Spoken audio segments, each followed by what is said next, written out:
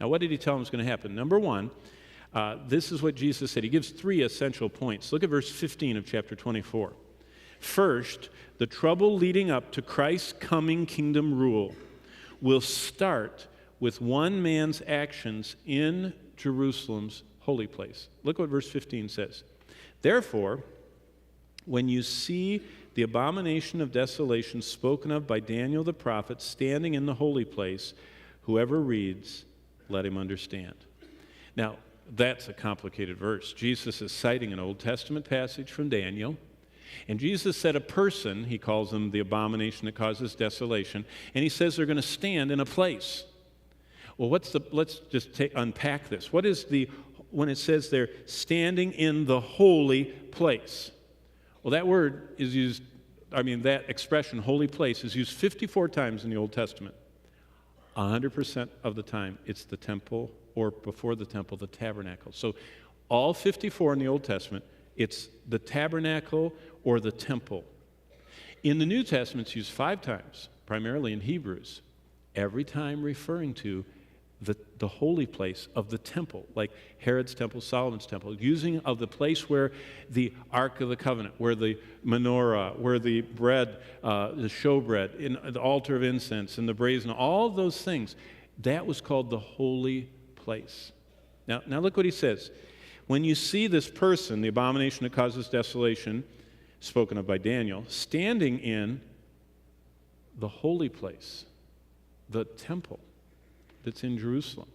Now that's led to a lot of people saying, wow, this has already happened. That's Antiochus, or that's the Romans when they came, and because there's no temple there today. Yeah, but God said there's a temple there in the tribulation. It's in Revelation 11. John says there's a temple. He sees it. He talks about it. Paul says there's a temple. Paul says the very same thing. Paul says in 2 Thessalonians that the Antichrist is going to be in the temple. What temple? The temple that's in Jerusalem. So basically, Jesus says the trouble that's going to cause his coming kingdom rule is when a certain person, this abomination that Daniel talked about. Now, real quickly, just keep your place there and turn back to Daniel chapter 9. Remember we were in 7 last time. Skip forward to chapter 9. I just want to do 2 verses in there. Chapter 9, verse 26 and 27. And we'll do a simple explanatory Bible study. We'll read through it and talk about what it means. It says, after the 62 weeks, Messiah shall be cut off. What 62 weeks? Well, it's the time between the rebuilding of Jerusalem and Jesus being crucified. It actually starts back in verse 25, and it says that people are going to come back and they're going to rebuild Jerusalem. They're going to put up the wall. They're going to put the streets down. And after 7 weeks and 62 weeks, 7 is in chapter 9, verse 25. After those 69 weeks, Jesus is going to be crucified. How long is 69 weeks? Well, it's about 483 days, if the weeks are days.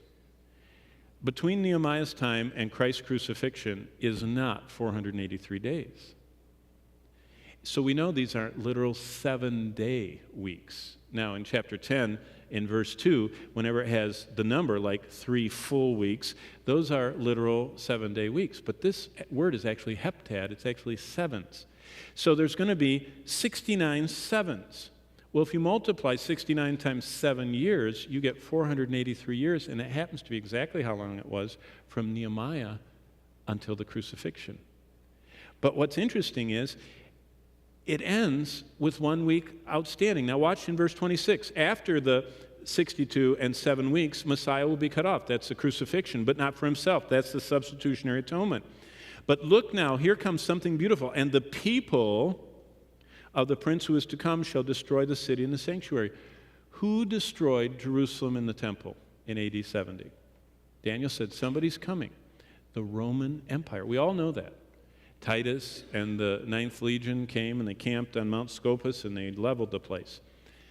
So look what it says in verse 26. The people who destroyed the city and the sanctuary are going to have a prince who is to come. That's where, if you've ever heard in your mind of the revived Roman Empire, it doesn't come from Hal Lindsey or John Walvoord or John Darby. It comes from Jesus Christ and Daniel. And God says that the Roman Empire is going to resurface in the future. The same people that destroyed Jerusalem in AD 70 are coming back. Well, actually, they never left. They've just kind of been fragmented. And every piece of the old Roman Empire has had its day in the sun. Every part of the Roman Empire has ruled a vast amount of this earth, the last one being Britain, who ruled bigger empire than anybody's ever ruled. But those people, the revived Roman Empire, is going to have a leader. He's called the Prince in verse 26.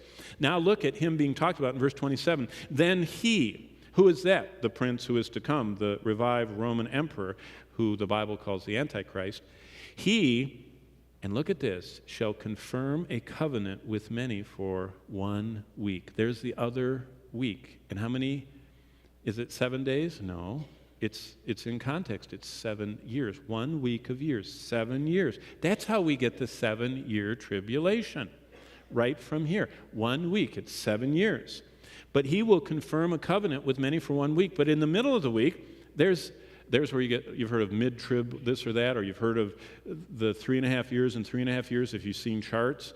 That's what it's from. In the middle of the week, he. Who is the he? It's the he of verse 27. He shall confirm. Who's that? It's the prince of verse 26, who is to come, the Roman revived empire leader. He will bring an end to the sacrifice and offering. So that means some in this week of years, this 7-year period, the Jews are allowed to go back to sacrifice and offering. Boy, will that take an amazing thing for the Muslims to let them do that in Jerusalem. But this leader is going to bring an end to their sacrifices, and here's Christ's quote, and on the wings of abomination shall be one who makes desolate. So that is exactly what Jesus is talking about. Go back to Matthew 24 and look at verse 15.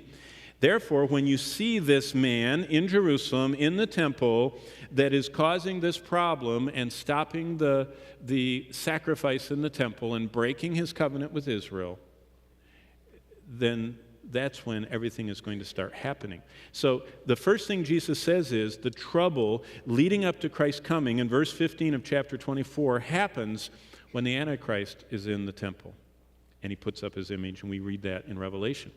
Now look in verse 16. Where does all this happen? Let those who are in Judea flee to the mountains. All this happens in Jerusalem, that's in the region of Judea. So all this happens in a literal place with a literal person. Second, look at what Jesus says in verse 21. His coming kingdom rule will follow a global Holocaust. Look what verse 21 says. It says, for then there will be a great tribulation. Now we're finding where that term comes from. Where the 7 years comes from, it's from what Jesus said is in Daniel. Where does the term, the tribulation, come from? It's right here. Jesus is the one that introduces us to the great tribulation. You know, and a lot of people say, well, this is all describing AD 70. Okay, let's let Jesus tell us if this is describing AD 70. Jesus says, for then there will be a great tribulation such as not been since the beginning of the world until this time, nor shall ever be.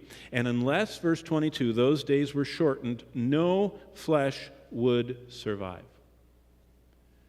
Have 1 million people ever been killed in a battle like were killed in the siege and destruction of Jerusalem in AD 70? Over and over again. 20 million to 50 million in World War II? How many million in World War I? How many million since? 100,000 already in Syria. The world did not end in AD 70. It wasn't the worst time. It wasn't close to extinction of humanity. Jesus said this event is a singular event. Notice that Jesus uses extreme apocalyptic superlatives. Look back at 21 and 22. He says it's great. He said it's not, nor ever shall be anything like it. And he says no flesh will survive if I don't cut it short. Those are superlatives. Those are apocalyptic terms. What Jesus is talking about here hasn't happened yet. So no man has stood in Jerusalem in the temple yet and made the abomination that Jesus was talking about, and no apocalyptic event like the tribulation has happened yet. Third thing Jesus says, look at chapter 25. Turn over to chapter 25 and verse 31. He's still talking about this. In Matthew 25:31, the third point Jesus makes is his coming rule is going to be seen by every one of us this morning. If you're a believer, you're going to see this event. Number 2, by every saint that's ever lived. Number 3, by every angel. Look what it says in verse 31. When the Son of Man comes in his glory, and all the holy angels with him. Have you ever thought about how many angels there are? God clears heaven of every angel. That means all the cherubim, all the seraphim, all the normal angels, the archangels, all of them, the seven that always face the throne, all of them, probably billions, are all coming with Christ at the front. Now we see this in Revelation 19. It talks about at the front is Christ on a white horse, and it says King of Kings and Lord of Lords, and he's coming, and it says arrayed behind him. You know, every time I see the geese coming or going, you know how they always have that one in the front that's breaking the way for them so they can all fly in the airstream behind him. I always think about that, reminds me of that, of Christ breaking the way through and that huge cloud of angels. But Jude adds, Jude, the Lord's brother that wrote the book of Jude, in verse 14 he says, behold, the Lord comes with myriadum of saints. Myriads, we get in English, of myriads. The word myriad was the largest number in the Greco-Roman world. They didn't have a number higher than that. Myriad means an uncountable number. And Jude records that Enoch said, the Lord comes with myriads times myriads of saints. Well, that made me think, how many saints could there be? Well, I went to that trusty source, the World Population Bureau of the United Nations, who is always on top of everything, and they, who are promoting zero population growth, have estimated that since humanity emerged 50,000 years ago, they're off by 10, but it's okay, but when humanity emerged, when first humans started existence on Earth until today, the United Nations says between 46 billion humans have lived and 110 billion humans up through today. So between 50 and 100 billion. And if even 10% of those, if even 5% of those have believed and repented, not only are those billions of angels coming, but it says all of the saints are coming too. So can you imagine verse 25, when the Son of Man comes with his glory? I mean, that's enough, just his glory.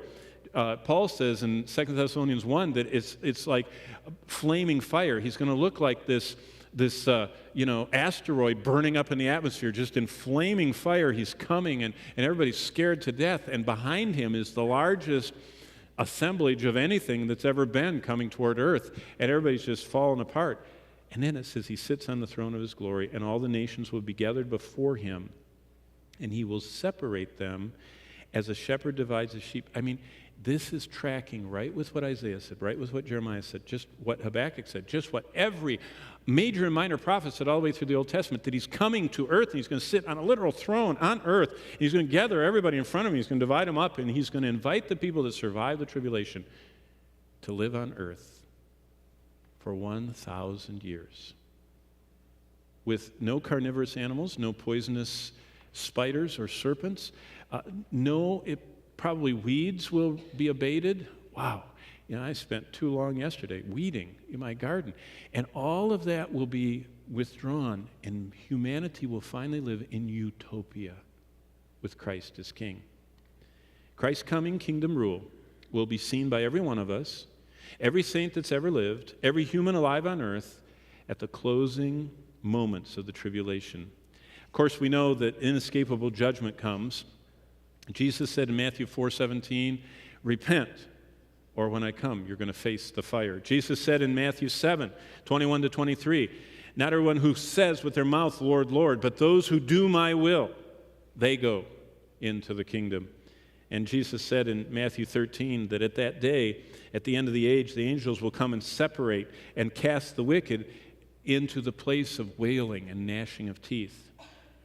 But communion is where those two very diverse worlds combine. At communion, we primarily think of Jesus dying and being buried and risen and his blood cleansing us. But Jesus said, don't forget, at communion, I'm coming and my kingdom's coming, and you should long for that.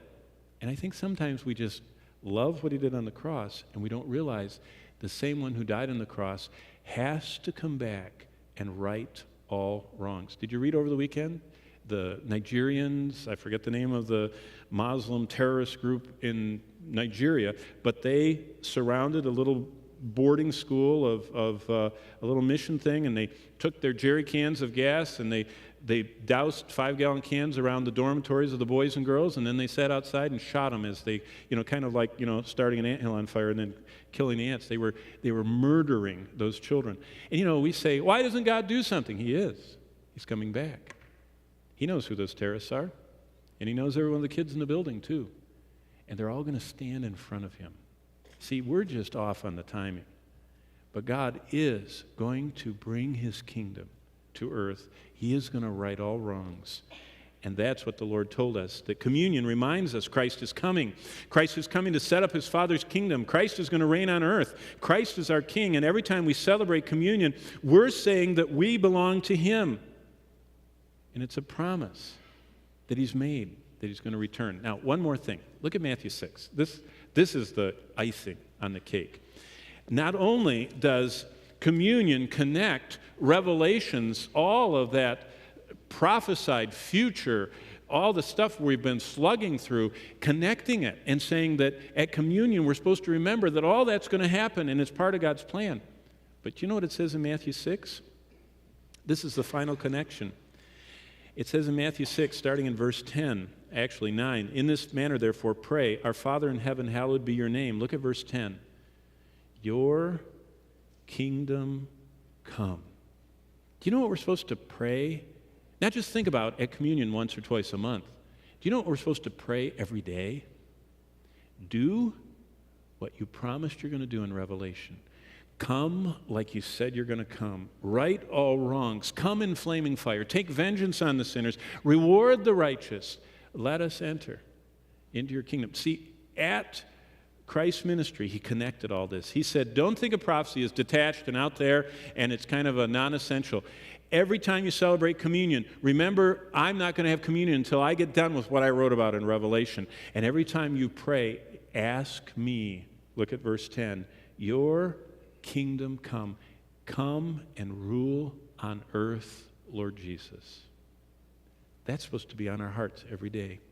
So when we read the news, when we see the massacres, when we see all the what's going on in Egypt, what's going on wherever it's going to go on today, we say, thy kingdom come. Do what you told us you're going to do. The amazing blessing, thy kingdom come, means that we ask for Christ coming to rule. We don't just ask for it in the future. Part of it is saying, and I want to be doing what you called me to do because I'm your subject. I seek your kingdom in my life today. And that's a connection with communion. So every time we celebrate communion, you're thinking about Revelation. Every time you pray, we're thinking about Revelation. As we live our days, we're saying, Lord, you know what's happening. I want to be in sync with your plan.